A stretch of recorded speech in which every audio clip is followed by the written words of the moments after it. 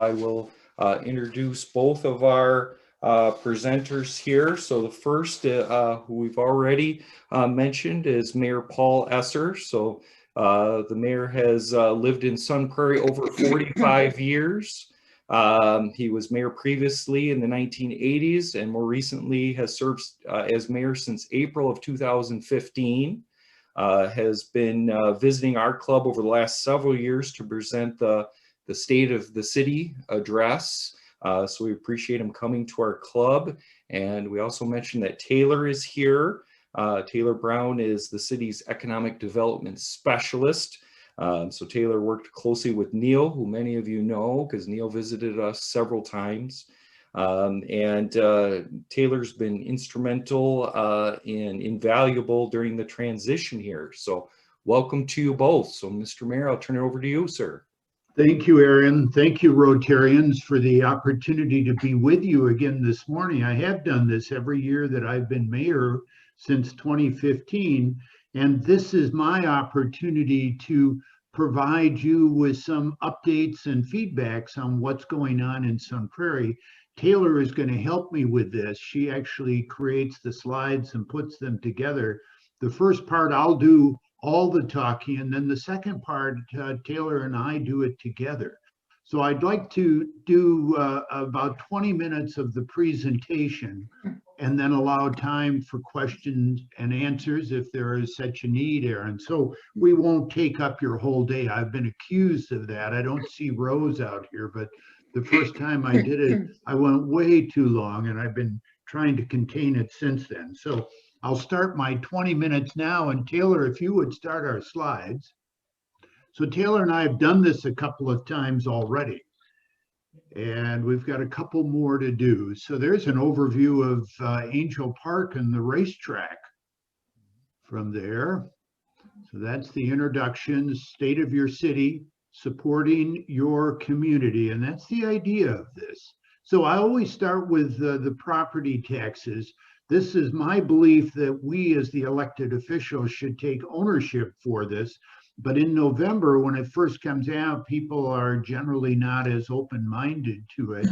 And so I want to come back now this time of the year and show you the breakdown of what makes up your property tax bill. For the city of Sun Prairie and the school district, we depend almost exclusively on property taxes.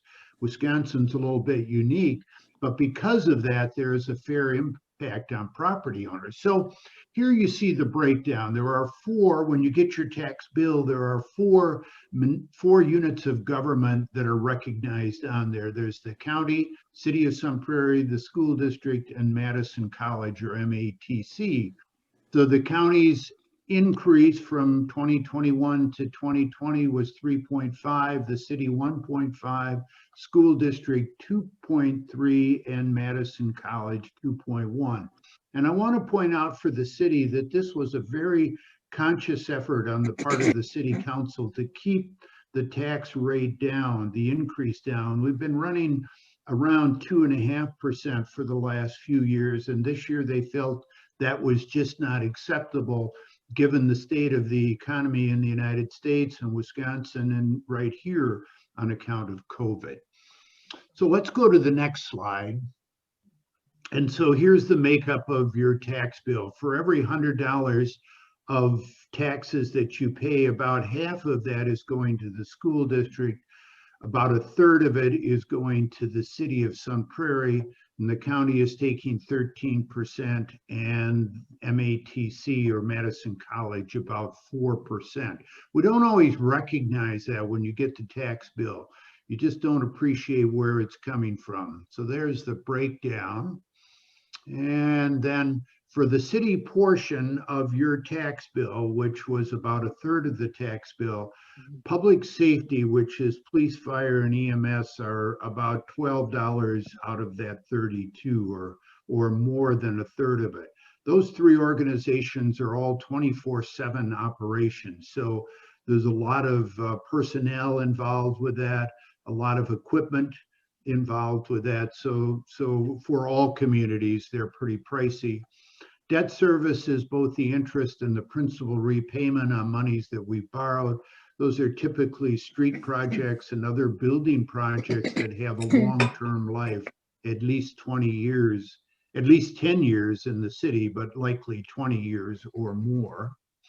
General government is the cost of the engineering staff, planning staff, finance, administration. Aaron, of course, is a large part of that. Absolutely.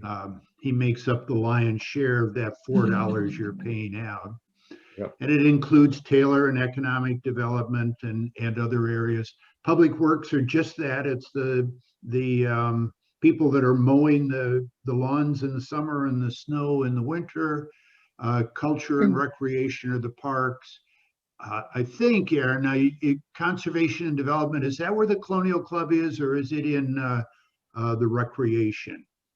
I believe it's in the development one, the one that you said first, conservation and development. Yeah, yeah. So that's where your money is going. The largest lion's share is to emergency services, and there are increasing needs in those areas in a growing community. So let's see the next one. So there's some wins. Why don't we go back, Taylor, if you would go back to that previous slide, I do want to say something more about that. So when we look at the city going forward and in a growing community, there are increasing demands. And those demands are certainly going to come from the emergency service, police, fire, and EMS. I've committed that we would add a police officer every year, but the police chief feels that we have a deficit now, a fairly substantial deficit. So the city council is going to wrestle with that. The emergency medical service, the ambulance service, is feeling that we're headed for a third ambulance too. We have 2 full-time ambulances that are staffed 24 hours a day, 7 days a week, and a third one that is a part-time ambulance. And the Chief Goff is thinking that we're soon going to need a third full-time ambulance. So there's demands there. The fire department, we did a sizable jump in staffing a couple of years ago when the Westside fire station went to 24 hours a day with people in the station. But we're going to head towards needing additional staff there and probably even a third fire station. We cover the city of Sun Prairie, the fire department does city of Sun Prairie, town of Sun Prairie, town of Windsor, and town of Bristol and the town of Burke. So those areas are all growing, as you're familiar with Sun Prairie. So there are demands that are going to come there, and that's something the city council is going to have to grapple with. Now, Taylor, I'd like to move on. So this is the parts now where Taylor and I do this together. And I find this interesting because Taylor knows things that I'm not aware that's going on. Every time we do this, she brings up something I haven't heard about. So there, as you know, there are a lot of things going on in Sun Prairie, a lot of economic development, but just a lot of community activities. And we've attempted to highlight a few here that we want to make you aware of. OpenGov is some software that the city has been implementing and will implement over a period of time that will allow you to do things like purchasing dog license and get permits for building projects right off of the software without having to go into City Hall. That's been important this year because City Hall has been closed for a good portion of 2020. It's still closed at this time, but you can do a lot of those things there, and there are a lot more opportunities coming with this as well. And then work from home, we have, like a lot of organizations, transitioned to having staff working from home to the extent that it's possible. City clearly has a lot of positions that you can't work from home. Can't be a police officer or emergency medical person from home or plow the streets and those things. But there are a lot of other positions that were, and we transitioned to that early on. Enabled to keep our staff safe so that we could continue the operations of the government, and became more proficient at it over time.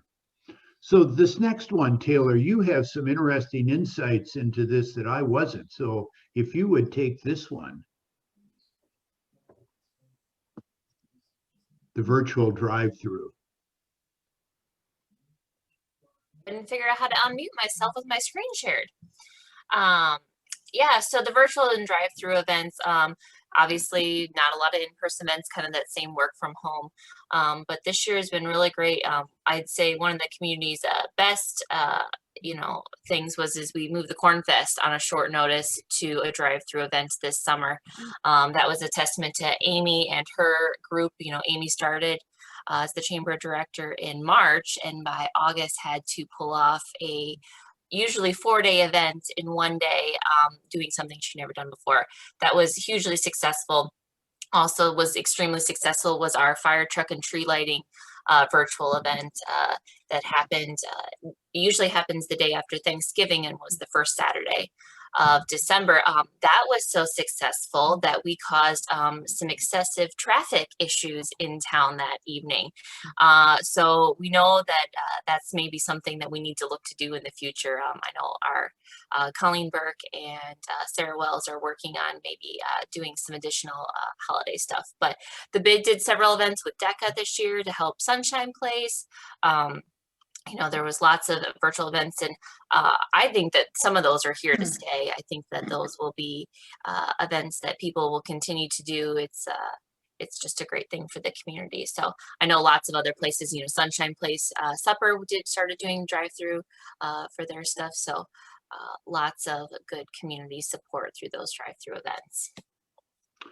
So next on our list is support for civic organizations, and especially in the case of the Colonial Club and Sunshine Place, the city stepped in with some financial assistance during 2020 because of the demands that were on those organizations due to people being out of work. And that out of work situation in March came up so suddenly that nobody was prepared for it. So the city council made a commitment early on that they would support both organizations. And in the case of the Colonial Club, we've already committed into 2021 to make up for some funding that they lost. And we've told Sunshine Place that, as they need additional support during the year, we're willing to do that. Also, we have our own water and electric utility in Sun Prairie Utilities, and they have assisted Sunshine Place with monies for people who need help with paying their utilities. And that's something that is likely to continue too into 2021 and even possibly into 2022. I think we're beginning to see that there may be a path out of this pandemic, but I don't think that the needs that people are encountering are going to go away in 2021, that we get to the end of the year and everything is set. I think it's going to linger into 2022, and we as a community need to be there to support those people. So we're prepared to do that going into the year. And then, Taylor, you told me some things last time we did this I had never heard about with the farmers market. Yeah, so the farmers market moved to Market Street in 2020. This was actually a predetermined thing before COVID.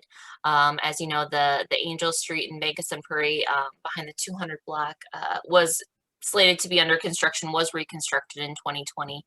With that, we knew that we weren't going to be able to use the City Hall parking lot, mostly for the bank's parking, that they were going to need to use that overflow on Saturdays. So we had already decided to move the market to Market Street, which worked out well for us actually in the long run, and having to pivot a lot more space to spread out. We had hired Liz Kern, who was with us in the spring, and she was instrumental in making sure that got moved to Market Street, and we got a whole new set of rules put together, and we're able to spread out, and we will continue to see that on Market Street. That had been our hope, is in 2020 moving it temporarily, as we had thought with the parking lot construction, but it worked very well for us all summer, and even with COVID still here in 2021, I think we'll need the space still for all of our vendors.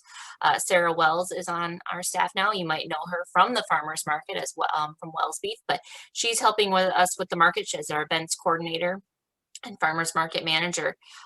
So we're gearing up. We already have almost a full vendors already submitted for the 2021 market too on her behalf. So look for the farmers market on Market Street still in 2021. Yeah, I thought that was a great change. I was there a lot more this year just because I liked the layout of the vendors. I felt I could see more.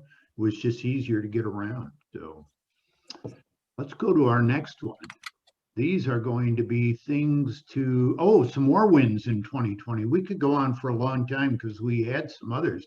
One thing that we haven't put on here, and I want to point out to you, is that we're doing a renovation and expansion to the Sun Prairie Wastewater Treatment Plant, and that's a $20 million investment.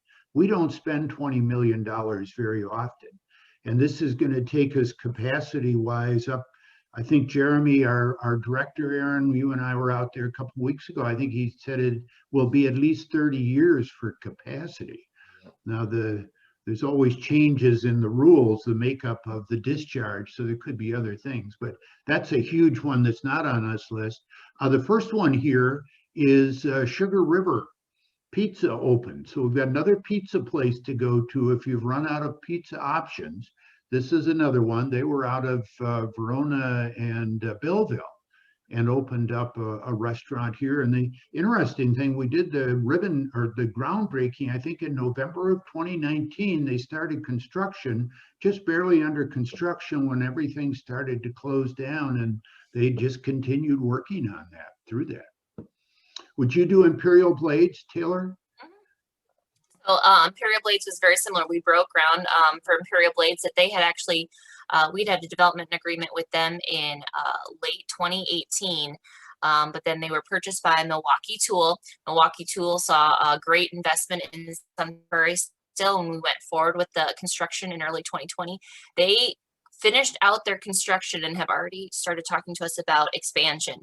They are a very exponentially growing, which is great to hear about Sun Prairie, and they're up in our business park, and I think Milwaukee Tool and Imperial Blades will continue to be a great partner for the city. So, and Milwaukee Tool is doing a huge expansion of their own in Milwaukee.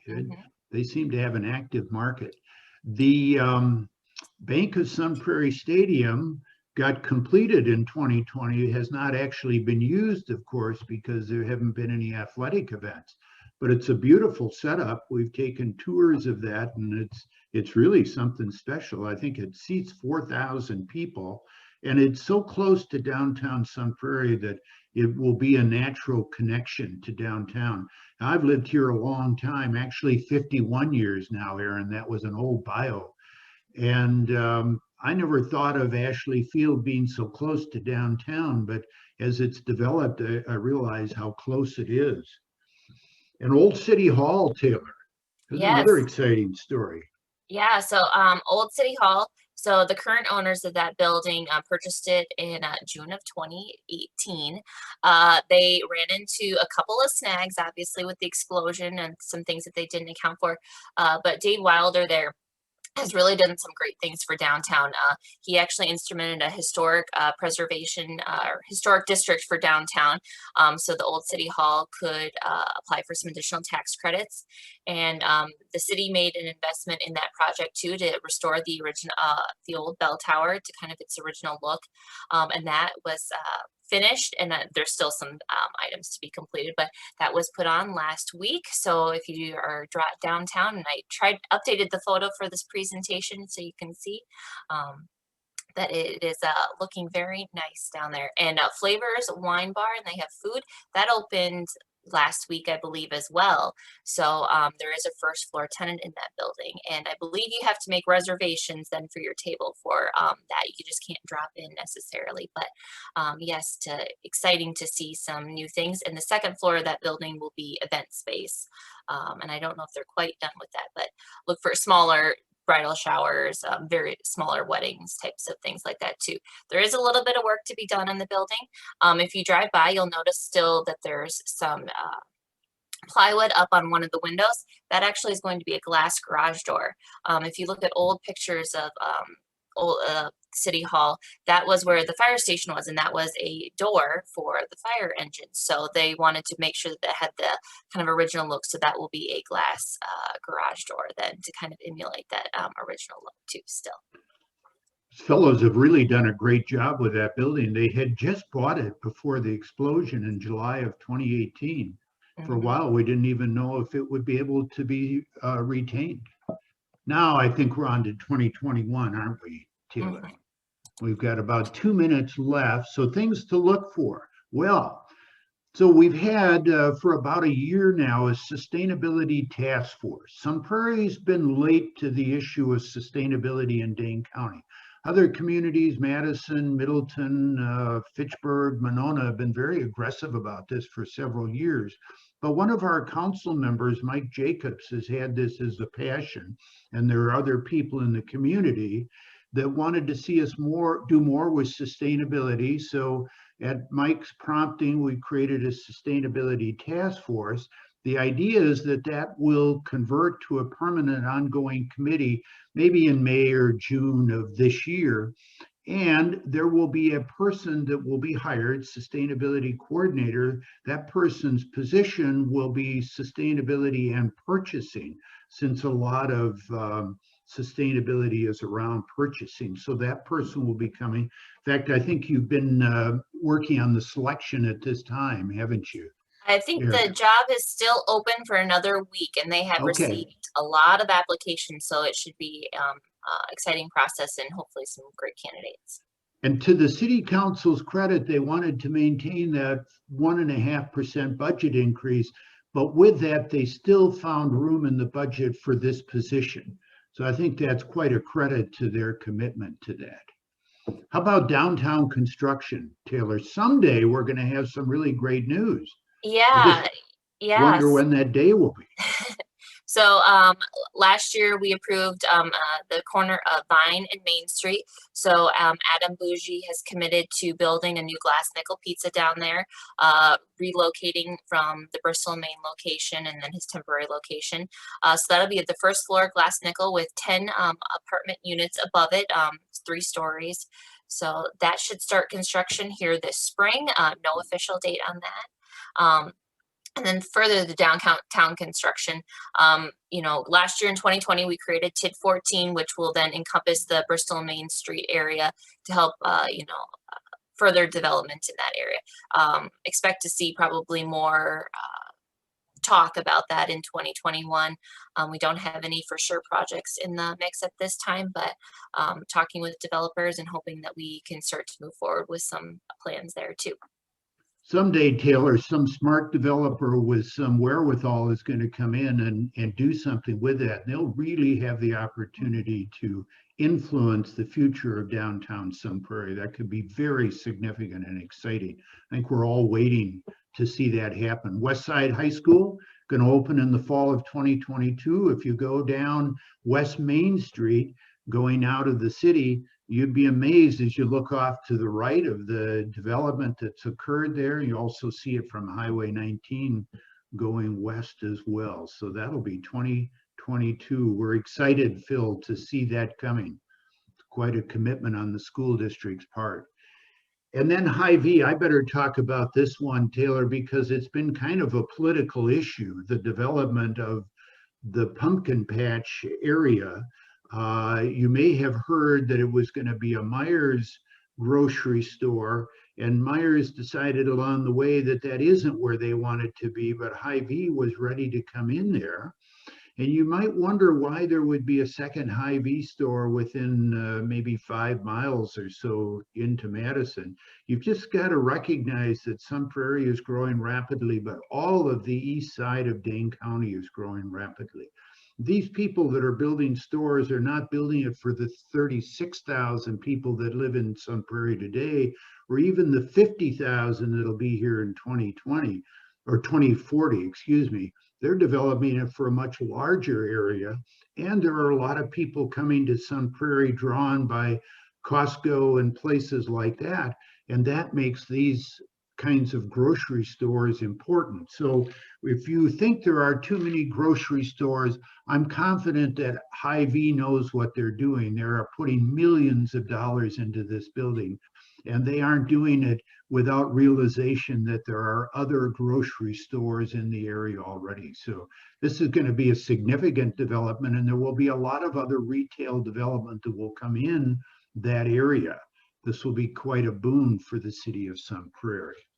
Is that our last screen, Taylor, our last slide? Oh, then some information. So Yep.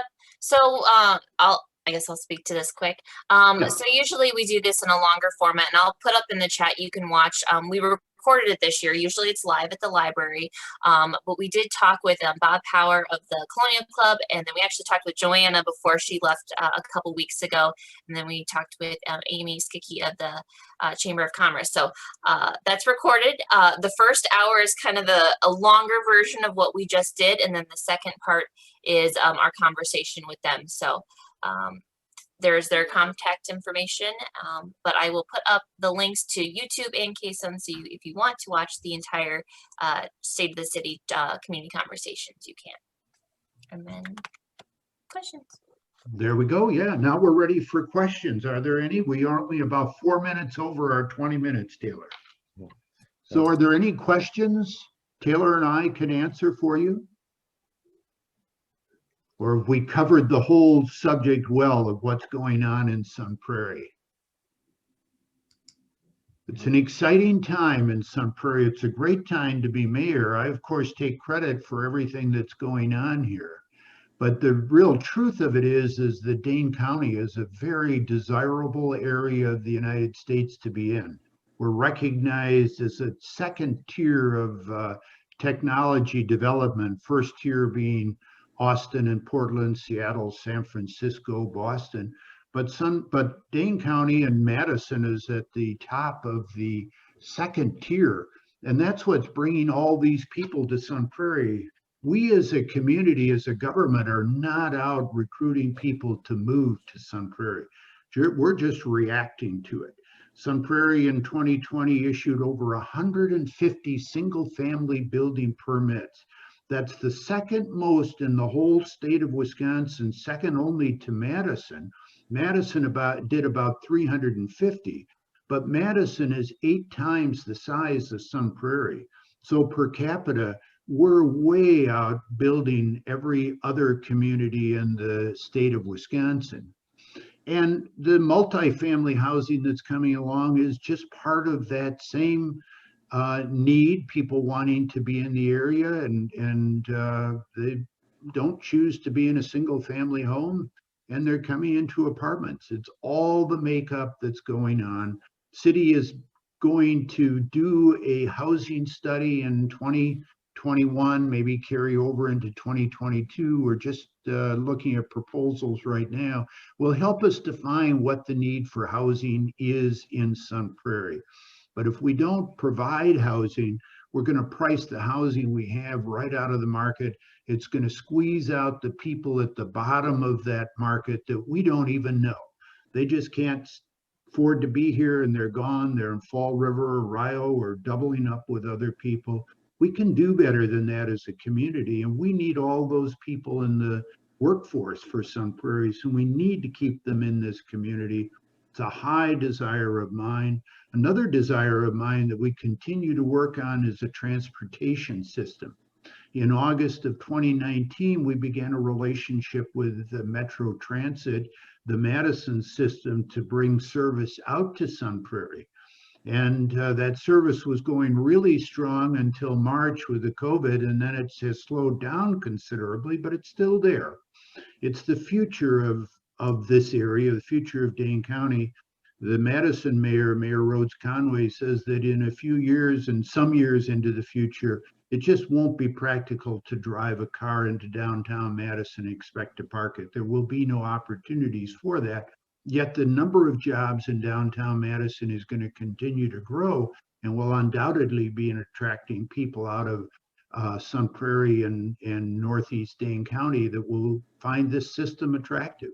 And Madison is coming to grips with developing a bus rapid transit system, BRT. Other communities have them. I know it's in Chicago. And we hope that we maybe can get access to that system. That will be the future of moving people around Dane County from Sun Prairie into the rest of the county. And I'm optimistic about that. And I think that all bodes well for the future of Sun Prairie. There is a lot of sustainability in this community, and we're looking for that future, looking to that future so that we're sure that we can provide that. So that's my state of the city for 2021. I hope you found it interesting, useful, and I'll be back next year if you'll have me. We'll do it again, won't we, Taylor? Thank you, everybody, for your time. Yeah, very good. Thank you, Mr. Mayor. I just want, and Taylor as well, I just wanted to let you know too that for our speakers that speak to us, we provide a donation in their name to the Home Mission Fund. So part of Rotary's focus this year is rent assistance, affordable housing. So that's one of Porchlight's programs. And so we make a donation each meeting in our speaker's name to that Home Mission Fund. So well, good. Well, thank you. Porchlight has a presence in Sun Prairie. They have some property and programs in the Sun Prairie area, part of what we partner with as well. So thank you for that, Aaron. Thank you, Rotarians, for doing that in our names. Thank you. Yep. Thank you very much. All right, we'll move on, Mr. Day.